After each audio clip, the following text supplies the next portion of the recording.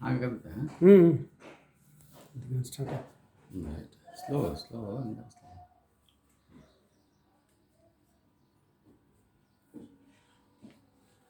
ಒಂದೆರಡು ಮಾತ್ರ ಎಲ್ಲಿ ಇಲ್ಲ ಮಾತಾಡ್ತಾನ ಸಾರು ಮಾತಾಡ್ಬಿಟ್ಟು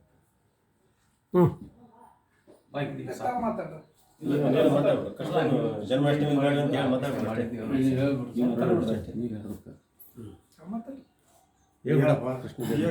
ನೀನು ಹೇಳು.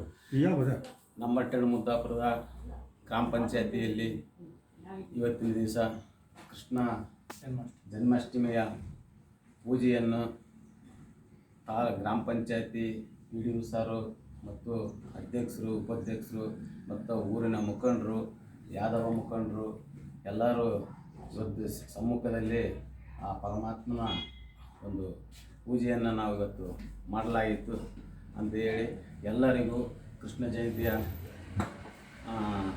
ಹಬ್ಬದ ಆರ್ಥಿಕ ಶುಭಾಶಯಗಳು ಹೇಳ್ತಾ ಒಂದೆರಡು ಮಾತು